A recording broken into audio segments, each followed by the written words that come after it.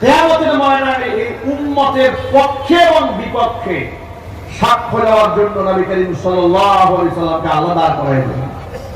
আপনারা হয়তো অবাক হয়ে যাচ্ছেন, এটা কেমন কথা? প্রত্যেকটা নবীকে তার উম্মার আমলের সাক্ষী হিসেবে আল্লাহ দাঁড় করাবেন হাসরের মাঠে। ইবনে মাসউদ রাদিয়াল্লাহু তাআলা আনহু খুব দারুণ কোরআন তেলাওয়াত করতে পারতেন। এত বেশি মধুর কণ্ঠে তিনি আল্লাহ পাকের কোরআন তেলাওয়াত করতেন, আল্লাহর নবী নিজে মাঝে মাঝে ইবনে মাসউদকে ডেকে ডেকে তার কণ্ঠে কোরআন শুনতেন।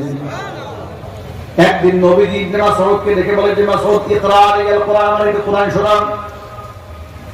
আব্দুল্লাহ ইবনে মাসউদ রাদিয়াল্লাহু তাআলা আনহু বলছেন, আনা আকরাউ আলাইকাল কোরআন ওয়াল কোরআন উনজিলা আলাইক, ও নবী আমি আপনাকে কোরআন শোনাবো অথচ আপনার উপর কোরআন নাযিল হয়েছে।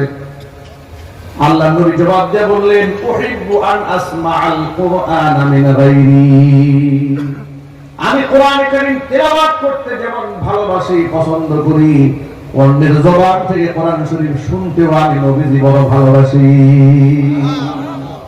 কোরআন কারীম তেলাওয়াত করা এটা একটা মজার ব্যাপার, শোনা এটা আরো মজার ব্যাপার। কোরআন কারীমকে মুহাব্বত করা জান্নাতে যাওয়ার আলামত। জোরে বলুন আল্লাহু আকবার। আমি আজকে এখানে এসে শুনতে পেয়েছি এই বয়স্ক ইসলামী শিক্ষালয়ে 4000-এর মতো সাধারণ মানুষ কোরআন কারীম তিলাওয়াত করা বিশুদ্ধভাবে শিখে গেছে। আল্লাহু আকবার বলেন। যে ইমাম সাহেবের তত্ত্বাবধানে, যার শ্রমে, যার ঘামে, বিনা পয়সায় এতগুলো মানুষ কোরআন শিখেছে, আমার তো খুব ঈর্ষা হচ্ছে হুজুরের উপরে। আমার নিজের ঈর্ষা হচ্ছে যে আমি সারা দেশ বিদেশ ওয়াজ করে কি করলাম। ইনি কোরআন কারীমের সাধারণ মানুষকে বিনা পয়সায় 4000 মানুষকে আল্লাহ কালাম শিখিয়ে ফেলেছেন। আল্লাহু আকবার চিৎকার দিয়ে বলেন। এই ধারাবাহিকতাকে আল্লাহ পাক যেন কিয়ামত পর্যন্ত কবুল করেন। আমিন। আগামী কাল থেকে আবার নতুন সিলেবাস, প্রত্যেক মাসে একটা করে গ্রুপ তিনি পড়ান। আগামী কাল থেকে আরেকটা গ্রুপ শুরু হবে বিনা পয়সায়। আপনারা যারা কোরআন শরীফ পারেন না, তিলাওয়াত করতে জানেন না, কিংবা আপনি জানেন আপনার বন্ধু মহলে কেউ জানে না, তাকে আপনি রাস্তাটা দেখায় দেন। তুমি এখানে চলে যাও, বয়স্ক শিক্ষালয়ে ভর্তি হও, 25 দিনে তুমি কোরআন শরীফ শেখো। এভাবে ডাকা যাবে না ইনশাআল্লাহ। আদ-দাল্লু আলাল খাইরি কাফাইলিহি, মানুষকে কল্যাণের পথে রাস্তা দেখায় দিলে আপনি শুধু রাস্তাটা দেখিয়ে দিয়েছেন, এই পথে কোরআন শেখায়, বাস আর কিছু করেন না। আপনার দেখানো পথে এসে সে কোরআন শিখেছে, ও কোরআন শিখে পড়ে যে সওয়াব পেয়েছে তার আমলনামা থেকে বিন্দু মাত্র কমানো হবে না, সমপরিমাণ সওয়াব আল্লাহ পাক আপনার আমলনামায় দান করে দিবেন। সুতরাং এই সুযোগটাকে হাতছাড়া করা যাবে না। আল্লাহ যেন কবুল করেন। আমিন। কোরআন কারীমের তিলাওয়াতের ব্যাপক আকর্ষণ, এটা হচ্ছে নবী করিম সাল্লাল্লাহু আলাইহি ওয়াসাল্লামের জীবন্ত মুজিজা। পৃথিবীতে আম্বিয়া আলাইহিমুস সালাতু ওয়াস সালামকে আল্লাহ পাক স্পেশাল শক্তি দিয়েছিলেন, অলৌকিক ক্ষমতা, যেটাকে মুজিজা বলা হয়। এই মুজিজা ও সমস্ত নবীদের জামানায়, নবীরা যখন বিদায় হয়েছেন, মুজিজাও শেষ হয়ে গেছে। কিন্তু কোরআন মাজিদ আল্লাহর হাবিবের এমন একটা মুজিজা, লা তুহসা জাইবুহু ওয়া লা তুবলা বারাইবুহু, এর বিস্ময় কোনদিন শেষ হবে না, কোরআন কোনদিন পুরাতন হবে না। আল্লাহু আকবার। ছোট্ট ছোট্ট বাচ্চারা 6-7 বছর বয়সে কিভাবে এই কোরআন মুখস্থ করে? আপনি কি ঠান্ডা মাথায় বিছানায় পিঠ লাগায় একদিন চিন্তা করছেন যে এটা কিভাবে সম্ভব? যেখানে 10-20 লাইনের কবিতা মন থাকে না, ভুলে যায় আমরা, সেখানে শত শত পৃষ্ঠা, হাজার হাজার আয়াত ভিন্ন একটা ভাষায় একটা মানুষ মুখস্থ করে বুক চিনলেও তা খুঁজে পাওয়া যায় না। সুবহানাল্লাহ বলে কোন একটা হরফ খুঁজে পাওয়া যায় না। এই কোরআন থাকে কই? আল্লাহ পাক হাফেজ কোরআনের সিনাকে কোরআন কারীমের বাসা বানিয়ে দিয়েছে। আল্লাহু আকবার বলে। কোরআন কারীম শিক্ষা গ্রহণ করার যে কত বড় ফজিলত! একদিক থেকে কোরআন কারীম শিক্ষা গ্রহণ করার এত বড় ফরজ, নবী করিম সাল্লাল্লাহু আলাইহি ওয়াসাল্লাম এটাকে ফরজ করে দিয়েছেন। আল্লাহর হাবিব সাল্লাল্লাহু আলাইহি ওয়াসাল্লাম বলেন, শোনো, কেন তোমাদের প্রত্যেকেই আল্লাহ ঘরে মসজিদে গিয়া একটা দুটা আয়াত শিক্ষা গ্রহণ করে না? তিনটা আয়াত কোরআন কারীম থেকে সে শিক্ষা নেয় না? তিনটা আয়াত যদি সে মসজিদে গিয়া শিক্ষা গ্রহণ করে, তিনটা উট আল্লাহ রাস্তায় দান করলে যে সওয়াব হতো, সমপরিমাণ সওয়াব আল্লাহ বান্দার আমলনামায় দিয়ে দিবে। আমি তো একটা উট কিনার সামর্থ্য আমার নাই, আমি একটা আয়াত শিখবো, একটা উট আল্লাহর রাস্তায় দান করার সওয়াব। আমি দুটি আয়াত শিখবো, দুই আয়াত দুইটা উট আল্লাহর পথে সদকা করার সওয়াব। তিন আয়াত শিখবো, তিনটা উট আল্লাহর রাস্তায় সদকা করে দেওয়ার সওয়াব বান্দার আমলনামায় লিখে দেবে। সুতরাং এই নিয়ামতকে আমরা হাতছাড়া করবো? সূরাতুন আনজালনাহা ওয়া ফারাদনাহা, এই কোরআন আমি নাযিল করেছি, শিক্ষা গ্রহণ করে বান্দার উপর ফরজ করেছে। নবী করিম সাল্লাল্লাহু আলাইহি ওয়াসাল্লাম বলেছেন, তালাবুল ইলমি ফারিদাতুন আলা কুল্লি মুসলিমিন ওয়া মুসলিমা, প্রত্যেক মুমিন নারীর জন্য এই কোরআন কারীমের জ্ঞান শিক্ষা গ্রহণ করা ফরজ করা হয়েছে। আল্লাহ তুমি কোরআনের সান্নিধ্যে আমাদের জিন্দেগিটাকে কবুল করে নাও, আমিন। কোরআন কারীমের ব্যাপক আকর্ষণ যা কোনোদিন শেষ হবে না, এর বিষয় কোনোদিন মানুষ আবিষ্কার করে শেষ করতে পারবে না। পৃথিবীর মানুষ হয়রান হতে হতে সঠিক সিদ্ধান্ত পাওয়ার জন্য তামাম পৃথিবী খুঁজে বেরিয়ে লাভ হবে না। চূড়ান্ত সিদ্ধান্ত নিতে হবে আল্লাহ পাকের কোরআন থেকেই। দেখেন আমার হাতে সময় একদম কম, ট্রানজিট প্রোগ্রাম তো, অনেক কথা হৃদয় থেকে আসতেছে, বলার সুযোগ নাই। কিছুদিন আগে এক নাট্যকার মারা গেছে। নাট্যকার মারা যাওয়ার পরে তার সহশিল্পী যারা ছিলেন তারা সাংবাদিকদের সামনে এসে বললেন যে আমরা সকলে হাতে হাত রেখে ওয়াদা করেছি জীবনে কোনোদিন আমরা কেউ আর মাদক সেবন করব না। খুব ভালো করে মনে রাখবেন, মাদক হালাল না হারাম, এই কথাটা আলেমরা, হুজুররা, পীররা, বুজুর্গরা এদেশের মানুষকে ওয়াজে বলে, মসজিদে বলে, খানকায় বলে, একান্ত ব্যক্তিগত ভাবে বলে, কিতাবে লেখে, কত ভাবে বোঝায়, তখন বলা হয় এরা হলো মৌলবাদ। কথা বলেছে কিনা? আমরা যখন ইসলামের সুমহান আদর্শের কথা বলি, ইসলামের প্রচার প্রসারের কথা বলি, তখন বলে যে আমরা নাকি একেবারে শেখেলে, আমরা হচ্ছে একেবারে সেই পুরাতন জামানার লোক, মধ্যপ্রাচ্য নিয়ে ঘুরে বেড়াচ্ছি, সেই ১,৫০০ বছর আগের কালচার লালন করছি ইত্যাদি। আর স্মার্ট কারা? স্মার্ট হচ্ছে যারা শাহবাগ চত্বরে দাঁড়িয়ে দাঁড়িয়ে গাঁজা টানে। কথা বলতে হবে, ঠিক কিনা? স্মার্ট কারা? যে মেয়েটি হাফ প্যান্ট পরেছে, জিন্স প্যান্ট পরেছে, সে হয়ে গেল প্রগতিশীল। আর যে মেয়েটি বোরকা দিয়ে নিজের সম্ভ্রমকে রক্ষা করেছে, সে হয়ে গেল সেকেলে, সে হয়ে গেল আনকালচার, আনসোশাল, অসামাজিক। আর সামাজিক কি হয়ে গেল? জিন্সের 14 জায়গায় তালিওয়ালা প্যান্ট পরে যে ঘর থেকে বের হয়ে গেল। প্রগতিশীলরা তো আমাদেরকে এই তালিমটাই দিচ্ছে। যখন পহেলা বৈশাখ আসে দেখবেন যে কত প্রকারের বিজ্ঞাপন, এসো বৈশাখ, এসো এসে টানতে থাকে, ঠিক কিনা বলেন?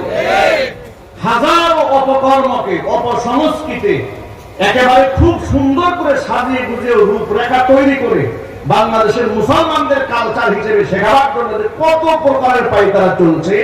হাত্তাকে 2024 সালের বইয়ের মধ্যে দিয়ে দিয়েছে পহেলা বৈশাখ উদযাপন করা নাকি বাঙালি সংস্কৃতি। এই সংস্কৃতি কবে থেকে বাংলাদেশিরা শুরু করেছে? কবে থেকে মঙ্গল শোভাযাত্রা শুরু হয়েছে? কবে থেকে পান্তাই দেশের মানুষের সংস্কৃতি হয়েছে? আপনারা যারা মুরব্বীরা এখানে আছেন, আপনারাই বলেন, আপনারা কি আপনার স্ত্রী সন্তানদেরকে নিয়ে বুড়া বয়সে যখন জওয়ান ছিলেন তখন রাস্তাঘাটে বেহায়া করে ঘুরে বেড়াতেন? এটা এই ছিল বর্ষবরণ। আমার কাছে 1957 সনে ঢাকা শহরের কিছু চিত্র আমার কাছে ছবি আমি সেভ করে রেখেছি গুগল থেকে। সেখানে দেখা যাচ্ছে দেশ স্বাধীন হওয়ার আগে থেকে এদেশের মুসলিম নারী এবং পুরুষেরা পর্দার বিধানকে কিভাবে মান্য করেছে। আমাদের নারীরা দাদিদের আমল দেখলে তো আপনারা কিন্তু টের পান, পরপুরুষের কথা শুনলেই মাথায় ঘুমটা দিয়ে থাকে, মানুষের সামনে যেতে চায় না। এটা হচ্ছে বাঙালি মুসলিমদের আসল সংস্কৃতি। এই সংস্কৃতি মুছে ফেলে দিয়ে কপালের মধ্যে টিপ দিয়ে আর বড় আল খেল্লা করে একেবারে অর্ধমগ্ন হয়ে রাস্তাঘাটে ঘুরে ফেরা, এটা মুসলিম বাঙালি সংস্কৃতি নয়, এটা হচ্ছে মুশরিক বাঙালি সংস্কৃতি। আপনাকে মনে রাখতে হবে বাঙালি দুই শ্রেণী, এক হচ্ছে মুমিন মুসলিম বাঙালি, আরেক হচ্ছে মুশরিক বাঙালি। মুসলিম বাঙালিদের সমস্ত সংস্কৃতিগুলো ইসলামিক তাহজিব তামাদ্দুন কৃষ্টি কালচারকে ধামাচাপা দিয়ে মুশরিক বাঙালিদের যত অপসংস্কৃতি আছে সবগুলোতে মিডিয়াতে প্রচার করা হচ্ছে। হাত্তাকে কোরআনে কারিমের যে পরিভাষাগুলো আছে সেগুলা সিটে উঠাও যেন আমাদের বাচ্চাদের মুখে আর শুনতে না পাওয়া যায়, মুছে ফেলার ষড়যন্ত্র করা হচ্ছে। এমন কথা প্রকাশ্যে বলা হচ্ছে যত্রতত্র মাদ্রাসা হওয়ার কারণে স্কুলের ছাত্র সংখ্যা কমে যাচ্ছে। বলা হয় নাই? একটু জোরে বলতে বলা হয়নি? আমরা সেই স্বনামধন্য ব্যক্তিকে বলবো, সম্মানিত ব্যক্তিকে বলবো, আমরা আপনাকে ঘায়েল করে কথা বলতে চাই না। আপনি একটু বিবেচনা করুন, মাদ্রাসার প্রতি আজকে বর্তমান প্রজন্মের গার্জিয়ানরা ঝুঁকেছে কেন? ঝুঁকেছে এই জন্য, যখন গার্জিয়ানরা দেখল আমি আমার সন্তানকে স্কুলে পাঠিয়েছি জজ ব্যারিস্টার ডাক্তার ইঞ্জিনিয়ার বানাবার জন্য, কিন্তু আমার সন্তান তো সেখানে গিয়ে মক্কর জেলাকার বদমাশ হয়ে যাচ্ছে। যখন দেশের মানুষ দেখেছে ইমাম মুয়াজ্জিনরা সামান্য বেতন ভাতা গ্রহণ করে বাপ মাকে রাজা বাদশার মতো শ্রদ্ধা করে বেড়াচ্ছে, চোখ রাঙিয়ে কথা বলে না, আর সেখানে আমার সন্তানদের পেছনে হাজার কোটি টাকা, শত কোটি টাকা, লাখ লাখ টাকা ব্যয় করেও মানুষ বানাতে পারে, অমানুষ বানিয়েছে, বাবা মার গায়ে তারা থাপ্পড় তুলে দেয়। যখন এই দেশের গার্জিয়ানরা দেখেছে বিশ্ব পরিমণ্ডলে কম্পিটিশন চলছে, মানুষ কি করে আরো উন্নত থেকে আরো উন্নত শিখরে চলে যাবে, সায়েন্স টেকনোলজি নিয়ে গবেষণা করতে করতে তারা মঙ্গলে যাওয়ার স্বপ্ন দেখছে, চাঁদে তারা চলে গেছে, পৃথিবীর অসম্ভবকে সম্ভব করার স্বপ্ন দেখছে, সফটওয়্যার আবিষ্কার করছে। ঠিক সেই মুহূর্তে আমার বাংলাদেশের ১বিংশ শতাব্দীতে এসে বাচ্চাদেরকে পড়ানো হচ্ছে আলুর ভর্তা কেমনে বানানো হয়। কথা বলতে হবে তো, ঠিক কি? তখন গার্জিয়ানরা এখান থেকে মুখ ফিরিয়ে দিয়েছে। যখন এই দেশের মুমিন মুসলমান গার্জিয়ানরা দেখেছে বৃদ্ধাশ্রমে বহু শিক্ষিত অফিসারদের বাপ মা পাওয়া যায়, কোরআন কারিমের হাফেজের বাপ মা খুঁজে পাওয়া যায় না, এই বাস্তবতাকে উপলব্ধি করেই তারা সন্তানদেরকে মাদ্রাসায় দিচ্ছে। সুতরাং এলার্জি সৃষ্টি হওয়ার পরে মাদ্রাসা বন্ধের পায়তারা করলে এদেশের জনগণ আপনাদের ইসলাম বিদ্বেষী কর্মকাণ্ডকে নির্দিষ্ট এবং ধ্বংস করার জন্য যত প্রকারের উদ্যোগ গ্রহণ করতে হয় জনগণ নিতে প্রস্তুত আছে।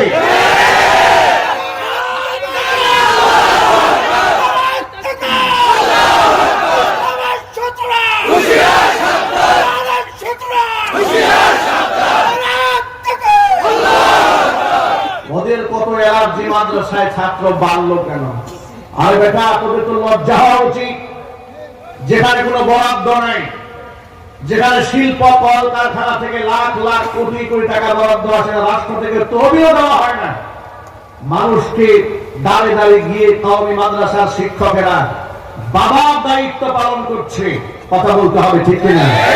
অসহায় মানুষকে শিক্ষিত বানাচ্ছে, নামাজি বানাচ্ছে, দিনদার বানাচ্ছে, পরহেজগার বানাচ্ছে। উচিত ছিল প্রশংসা করা, প্রশংসা না করে এত জলে কেন? এত জলে কেন? যদি এত জলে, জলার মধ্যে মলম দেওয়ার পদ্ধতি এই দেশের মুসলমানদের জানা আছে। সুতরাং সময় থাকতে জবানকে কন্ট্রোল করুন, সময় থাকতে ইসলামের ব্যাপারে কথা বলার ক্ষেত্রে সাবধানতা অবলম্বন করুন। ওদের চক্রান্ত কত ভয়াবহ লক্ষ্য করেন।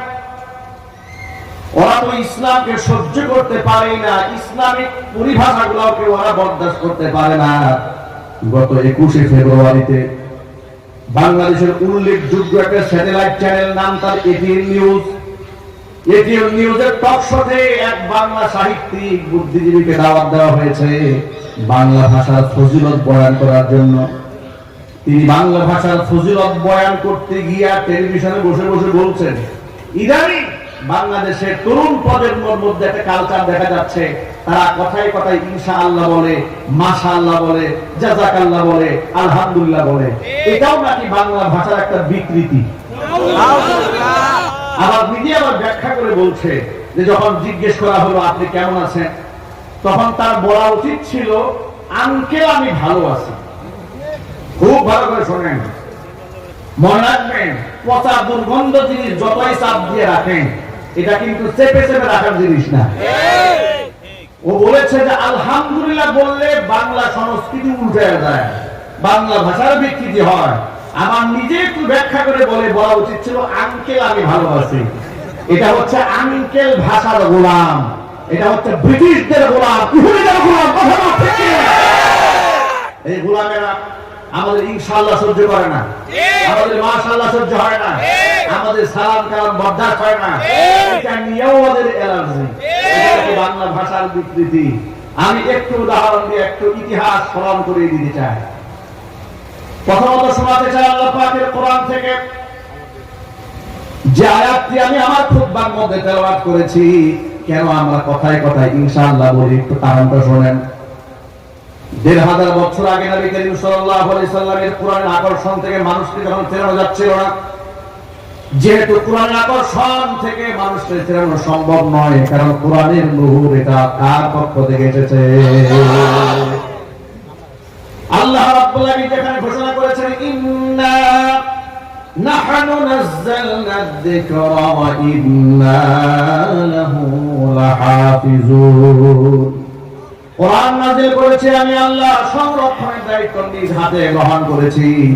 আল্লাহ পাক এরপরে বলেছেন ইউরিদুনা আন ইউতফিউ নূরাল্লাহি বিআফওয়াহিহিম ওয়া ইয়াবাল্লাহু ইল্লা আন ইউতিম্মা নূরাহু ওয়ালাউ কারিহাল কাফিরুন।